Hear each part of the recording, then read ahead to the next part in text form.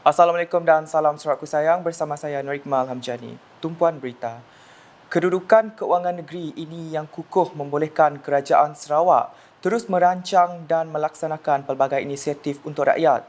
Antara inisiatif tersebut termasuklah projek pembangunan sekolah melalui projek rakyat seperti projek menaik taraf blok pentadbiran baharu dan blok akademik sekolah kebangsaan SK Merpati Jepang Kuching.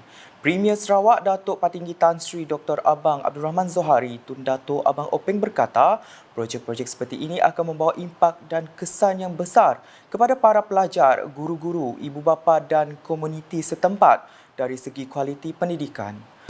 Ini adalah satu-satunya sekolah yang dibiayai oleh Kerajaan Negeri untuk dinaik taraf upgrading exercise.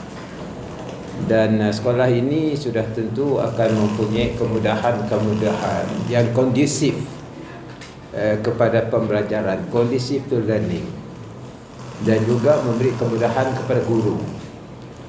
Once the teachers are contented, then they can focus on giving lesson to the students. Jadi inilah pendekatan Kerajaan Negeri. Dan saya tidak masalah untuk membantu sekolah-sekolah ini dengan harapan kerajaan perpaduan di peringkat persekutuan akan menggunakan approach ini sebagai cara memperbaikikan sekolah kita.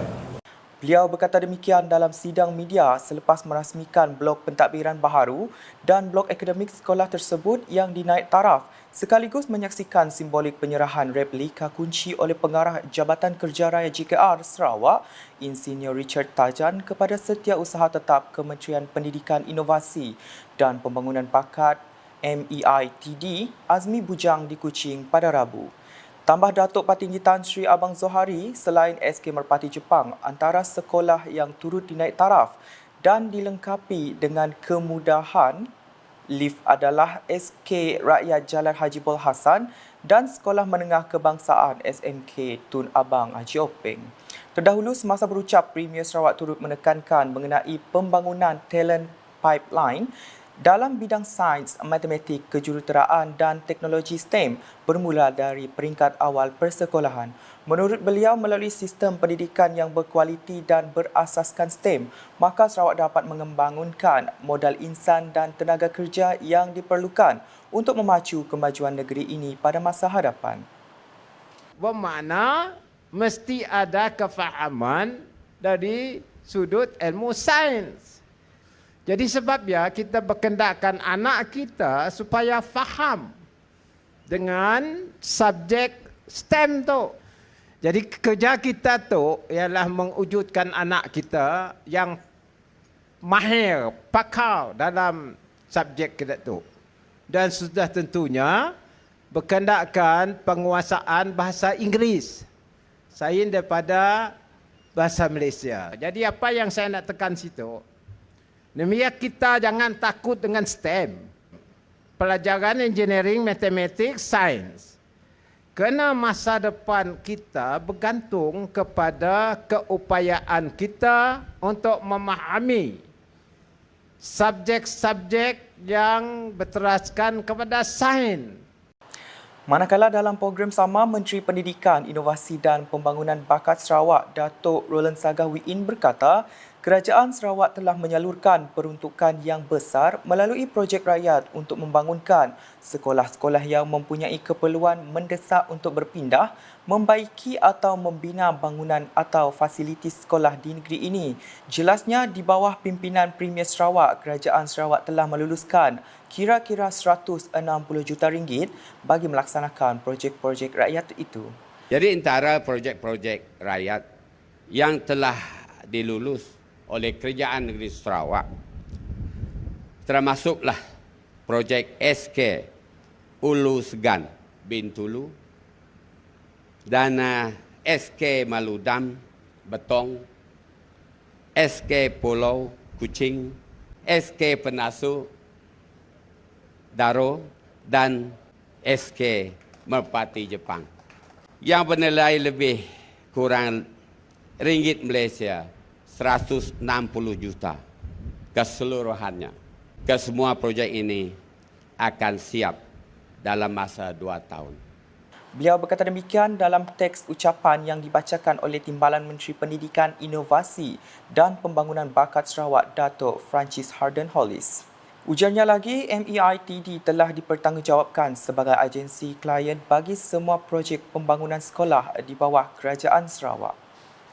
Dalam perkembangan lain, beliau turut memaklumkan MEITD akan mengadakan satu program baharu iaitu Raspberry Pi Forum sempena Minggu Sains MEITD pada awal Julai depan. Forum ini merupakan program lanjutan kepada projek pembekalan komputer Raspberry Pi ke semua sekolah rendah di negeri Sarawak. Forum ini bertujuan menyediakan satu platform untuk guru-guru kita, terutamanya para guru ICT, bertukar pandangan dan idea berkaitan penggunaan komputer Raspberry Pi dalam kelas, di samping mempamerkan projek inovasi murid-murid yang berasaskan Pi.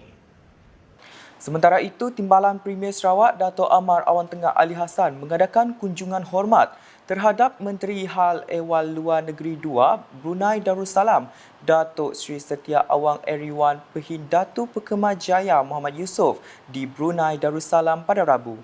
Kunjungan yang diadakan di Pejabat Kementerian Hal Ehwal Luar Negeri Brunei tersebut bertujuan membincangkan peluang kerjasama antara negara Brunei Darussalam dan Sarawak bagi meningkatkan aktiviti sosioekonomi yang dapat memberikan manfaat kepada kedua belah pihak.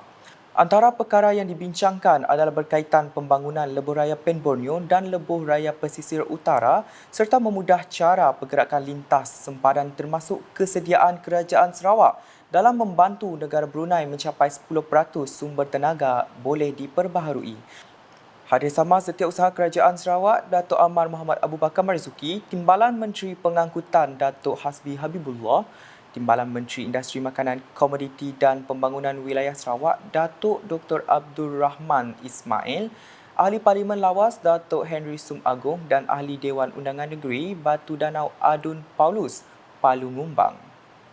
Untuk rekod, kunjungan hormat tersebut merupakan susulan daripada pertemuan ke bawah Duli Yang Maha Mulia Paduka Sri Baginda Sultan Haji Hassanal Bolkiah bersama Perdana Menteri Datuk Sri Anwar Ibrahim yang turut disertai delegasi Kerajaan Sarawak pada bulan Februari lepas.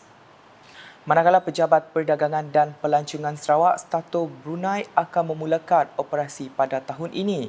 Stato Brunei akan menjadi pusat sehenti atau one-stop center kepada pelaburan, perniagaan serta pelancongan di Brunei Darussalam sekaligus meningkatkan lagi kerjasama perniagaan dan pelancongan di antara negara tersebut dan Sarawak. Sementara itu, Sarawak Trade and Tourism Sendian Berhad dan PowerPoint Management telah menandatangani perjanjian penyewaan untuk Stato Brunei di negara Brunei pada Rabu. Setiausaha Kerajaan Sarawak Datuk Amar Muhammad Abu Bakar Marzuki telah mewakili Stato Brunei Sendian Berhad, manakala Awang Damit Awang Osman mewakili PowerPoint Management. Perjanjian yang ditandatangani itu telah disaksikan oleh Timbalan Premier Sarawak Datuk Amar Awang Tengah Ali Hassan. Beralih ke berita Bintulu, dengan Kerajaan Sarawak memperuntukkan sebanyak RM4 bilion bagi melaksanakan projek bekalan air terawat untuk rakyat di seluruh negeri ini. Menteri Utiliti dan Telekomunikasi Sarawak Datuk Jelahi Narawi berkata, peruntukan yang cukup besar ini jelas membuktikan kerajaan komited untuk memastikan semua penduduk di Sarawak menerima bekalan air bersih tidak kira di mana mereka berada. Tujuan utamanya ialah untuk membolehkan rakyat di Sarawak, terutama sekali kawasan yang menghadapi tekanan ataupun stres area, mendapat bekalan air bersih dan air terawat.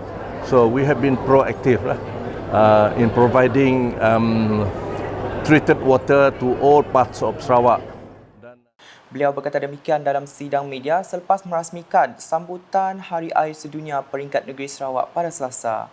Tambah beliau, projek bekalan air bersih menghadapi cabaran yang cukup besar khususnya kerana Sarawak adalah cukup luas dan besar dengan penempatan berselera. Sekian edisi Tengah Hari bersama saya Nur Iqmal Hamjani. Berita lebih lanjut boleh didapati di semua platform media sosial UKAS termasuk portal ukas.sarawak.gov.my dan UKAS channel YouTube. Sebelum akhiri edisi Tengah Hari hari ini, saksikan sorotan perasmian dan majlis penyerahan blok pentadbiran baharu dan blok akademik di naik taraf Sekolah Kebangsaan SK Merpati Jepang di Kuching pada Rabu. #menyebar fakta, salam UKAS.